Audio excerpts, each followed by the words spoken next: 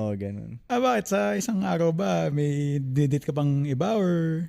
Minsan pinagsasabay-sabay ko sa isang araw eh. Yari, 5:30 yung isa, mamaya 6 yung isa. Ganun, tas 6:30. Para isang tirahan na lang, ganun. Kumbaga same spot o medyo nearby lang, no? Ganun. Hindi, minsan same spot ko eh. Same spot ko.